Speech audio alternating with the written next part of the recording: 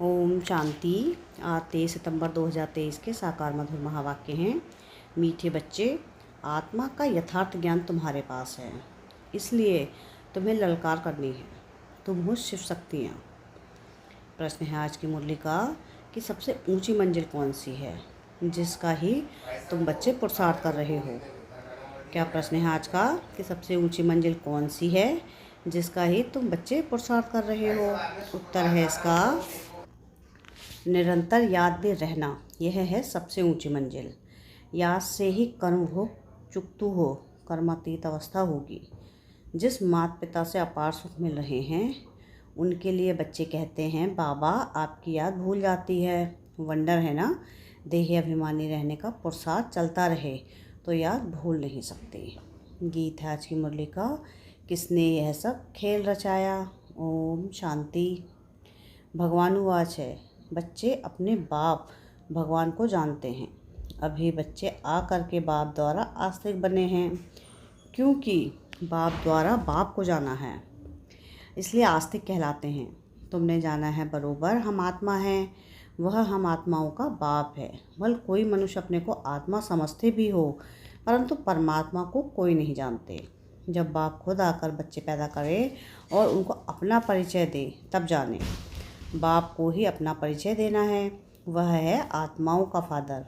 सम्मुख आकर बतलाते हैं कि तुम आत्माएं हो, मैं तुम आत्माओं का परमपिता हूँ। तुम निश्चय करते हो, यह तो कॉमन बात है। आत्माओं का बाप जरूर है, गायन भी है, आत्मा और परमात्मा अलग रहे बहुकाल। बाप को बच्चे ही जानते हैं। बाप 5000 वर्ष बाद फिर आए हुए हैं। जब सब बच्चे नास्तिक दुखी बन जाते हैं, एक भी आस्तिक नहीं रहता है, तब बाप आते हैं। आस्तिक बनाकर फिर छिप जाते हैं, फिर कोई भी बाप को जानते नहीं। अब तुम बच्चों में है निश्चय, नंबरवार पुरुषार्थ अनुसार है। सबको पूरा निश्चय नहीं है। पर यहाँ सम्मुख बैठे हैं, जानते हैं परमपिता परमात्मा पतित पावन बाप पतित से पावन देवता बना रहे हैं। देवताओं की तो यहाँ सिर्फ मूर्तियाँ हैं, खुद तो हैं नहीं। जो भी मनुष्य मात्र हैं सिवाय तुम ब्राह्मणों के, और कोई भी आत्मा और परमात्मा को नहीं जानते। हम सब परमात्मा कह देने से न आत्मा को न परमात्मा को जानते। तुम बच्चे जानते हो कि एक भी मनुष्य नहीं जो अपने को यथार्थ रीति आत्मा समझ और परमात्मा को अपना बाप समझे। लेकिन यह ललकार कौन करे। शक्तियों ने ही ललकार की थी, परंतु अभी तक वह शक्ति आई नहीं है जो तुम्हारे में आनी चाहिए। सिर्फ शक्तियाँ तो मशहूर हैं, नामी ग्रामी हैं। जगदम्बा भी शक्ति है। अब कॉन्फ्रेंस में रिलीजियस हेड सब आते हैं, उन्हें भी समझाना है। बाप समझाते हैं, बच्चे तुमको तो देही अभिमानी बनना है। हम आत्माएं हैं, परमपिता परमात्मा से वर्षा ले रहे हैं। यह निश्चय नहीं है, कोई संशय है तो ऊंच पद पा नहीं सकेंगे। अच्छे अच्छे बच्चे भी चलते चलते माया का तूफान लगने से गिर पड़ते हैं। निश्चय बुद्धि से संशय बुद्धि हो पड़ते हैं। नहीं तो बच्चे कभी भी संशय बुद्धि नहीं होते हैं कि हमारा यह बाप नहीं। यहाँ यह वंडर है। कहते भी हैं परमपिता परमात्मा हम सब आत्माओं का बाप है। वह हमको पढ़ाते हैं, फिर भी बाप को भूल जाते हैं। रोज़ समझाते रहते हैं, बच्चे अपने बाप को याद करो तो तुम्हारे विकर्म विनाश होंगे। विकर्म तो जन्म जन्मांतर के सिर पर बहुत हैं। तुम जानते हो मम्मा बाबा जिसको ब्रह्मा सरस्वती कहते हो, वह नंबर 1 में है। वह भी खुद कहते हैं, इतना योग लगाते हैं, मेहनत करते हैं, तो भी उनके जन्मों के पाप कटे नहीं हैं। कुछ ना कुछ भोगना पड़ता है। अंत में इस भोगना से छूट कर्मातीत अवस्था को पाना है, पुरुषार्थ करना है। माया भी कम रुस्तम नहीं है, दोनों ही सर्वशक्तिवान हैं। रावण माया ने सब मनुष्यों को पतित बना दिया है। गाते भी हैं कि पतित पावन, तालियां बजाते रहते हैं तो जरूर पतित है ना, परंतु अपने को समझते नहीं हैं कि हम पतित हैं। यह समझाना भी जरूरी है कि अब यह पतित दुनिया है, पावन दुनिया सतयुग को कहा जाता है। पावन दुनिया में ऐसे पतित को नहीं बुलाएंगे। वहाँ तो भारत बहुत सुखी था, एक ही धर्म था। अभी तुम जानते हो कि परमपिता परमात्मा ज्ञान सागर है। वह इन सब वेद शास्त्रों के आदि के राज को जानते हैं। वही पढ़ा रहे हैं। परंतु कोई कोई ऐसे हैं जो यह भी भूल जाते हैं कि हमको परमात्मा पढ़ाते हैं, बेहद का बाप हमें पढ़ाते हैं। वह नशा नहीं चढ़ता, यहाँ से बाहर घर जाने से नशा चकनाचूर हो जाता है। कोई मुश्किल हैं जो युक्त युक्त पुरुषार्थ करते हैं। माया बड़ी ज़बरदस्त है, देह अभिमान तो नंबर 1 है। माया ने समझाया है अपने को देही समझो, यह हम आत्मा हैं, इस शरीर द्वारा हम कर्म करते हैं, अपने को परमात्मा तो कभी नहीं समझना है। बाप कहते हैं मैं तुमको पतित से पावन बनाने आया हूँ, मुझे घड़ी घड़ी याद करो। परंतु बहुत अच्छे अच्छे बच्चे भी बाप को याद नहीं करते हैं और फिर सच भी नहीं बतलाते हैं। चार्ट जो लिखकर भेजते हैं उसमें भी झूठ, सच्चा चार्ट लिखते नहीं। बाप समझाते हैं अपने को आत्मा समझो, हम आत्मा 84 जन्म पूरे कर अब बाबा के पास जाती हूँ। सवेरे उठकर बाबा को याद करो तो उसका नशा सारा दिन रहेगा। मनुष्य धन कमाते हैं तो नशा रहता है ना कि आज इतना कमाया, यह भी धंधा है, व्यापार है, तो उसमें कितनी मेहनत करनी चाहिए। बाबा अपना अनुभव बतलाते हैं कि कितनी मेहनत करते हैं। सवेरे उठकर अपने से बातें करनी है। अब पाठ पूरा हुआ, अभी हम गए कि गए, 21 जन्म राज्य करना है। कितना मीठा, कितना प्यारा वंडरफुल बाबा है। ऐसे बाप को कोई भी मनुष्य मात्र जानते नहीं। बाप आकर बच्चों को अपने से भी ऊँट ले जाते हैं और बच्चे फिर बाप को सर्वव्यापी कह अपने से भी नीचे ले गए हैं। इसलिए बाप कहते हैं कि तुम बहुत दुखी बन पड़े हो, मैं तुम बच्चों को ब्रह्मांड और विश्व दोनों का मालिक बनाता हूँ और फिर तुम बच्चे मुझ बाप को सर्वव्यापी कह देते हो। यह भी ड्रामा में खेल है। अब बाप डायरेक्शन देते हैं, ऐसे समझाओ। लक्ष्मी नारायण आदि देवी देवताएं 100% सॉल्वेंट बुद्धि थे, अभी नहीं हैं। फ़र्क देखो कितना है। कहाँ भारत स्वर्ग था, अभी नर्क है। यह ज्ञान कोई भी मनुष्य में नहीं है, तुम बच्चों में भी वह ताकत नहीं है। देहाभिमान बहुत है, देही अभिमानी को तो धारणा होनी चाहिए। बाप डायरेक्शन देते हैं, ऐसे ऐसे ललकार करो। आत्मा क्या है, परमात्मा क्या है, कोई को पता नहीं है। तुम जानते हो हम आत्मा बिंदी हैं, हमारा बाप परमपिता परमात्मा भी बिंदी है। वह नॉलेजफुल पतित पावन है, जन्म मरण में नहीं आते हैं। हम आत्माएं जन्म मरण में आती हैं। परमपिता परमात्मा कहते हैं मेरा भी पाठ है, मैं आता हूँ तुम सबको सुखी बनाकर फिर निर्वाण धाम में बैठ जाता हूँ। मनुष्य बूढ़े होते हैं तो वानप्रस्थ में चले जाते हैं, परंतु अर्थ नहीं समझते। वानप्रस्थ माना वाणी से परे स्थान, वह थोड़ी ही वाणी से परे बैठते हैं।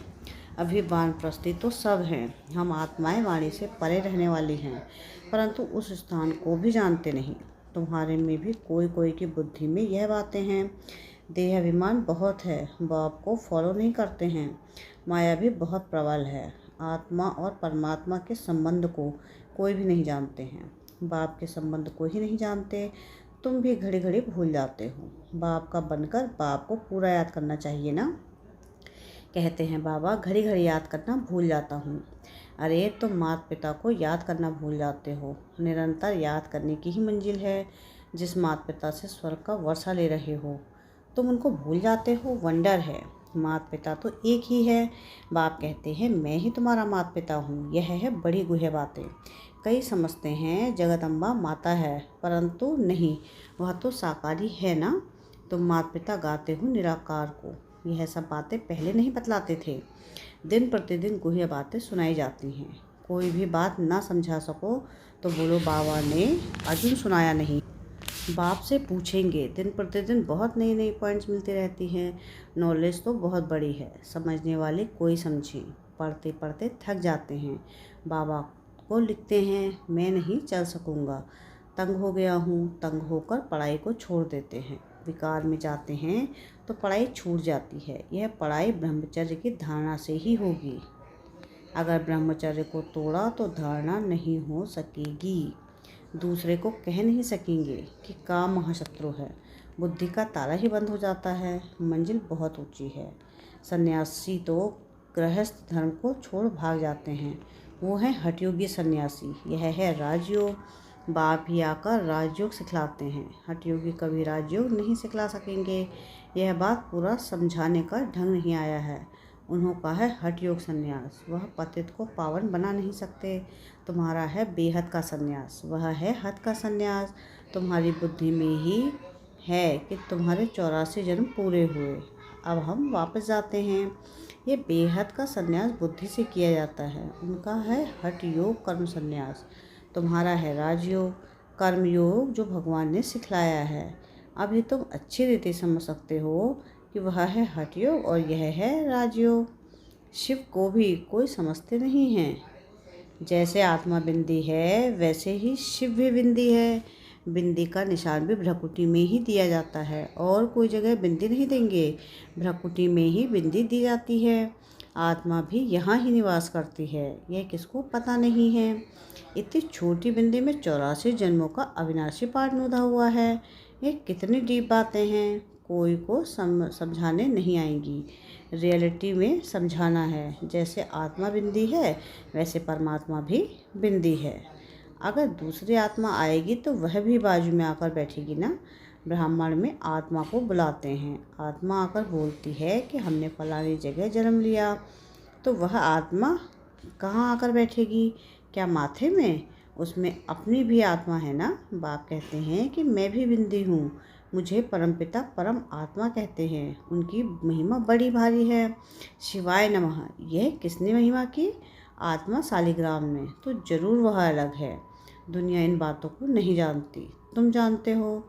उनका एक ही नाम शिव है। ब्रह्मा विष्णु शंकर को ब्रह्मा देवताय नमः, विष्णु देवताय नमः कहेंगे, उनको शिव परमात्माय नमः कहेंगे। तो शिव ऊँच ठहराना, यह बातें तुम समझ सकते हो।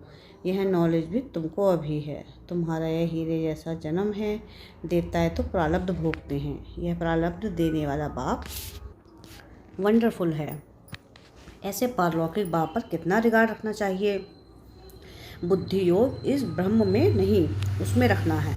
वह बाप पढ़ाते हैं इस द्वारा। यह शरीर लोन लिया है, सारी सृष्टि में कितना बड़ा मेहमान है। शिव बाबा परमधाम से आते हैं, कितना बड़ा भारत का मेहमान है। कहाँ से आया हुआ है? उन मिनिस्टर आदि की कितनी इज्जत होती है। यह गुप्त वेश में कितना बड़ा मेहमान पतित को पावन बनाने आया है।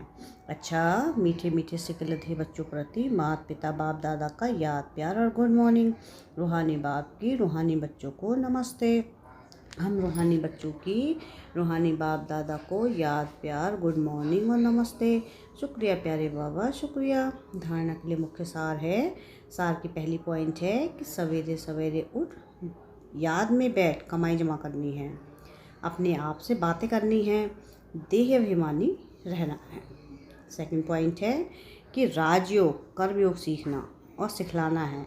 कभी भी तंग होकर पढ़ाई नहीं छोड़नी है। बाप का रिगार्ड जरूर रखना है।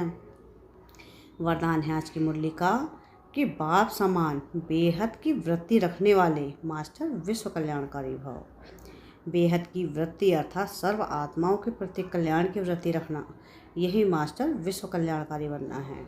सिर्फ अपने और अपने हद के निमित्त बनी हुई आत्माओं के कल्याणार्थ नहीं, लेकिन सर्व के कल्याण की वृत्ति हो।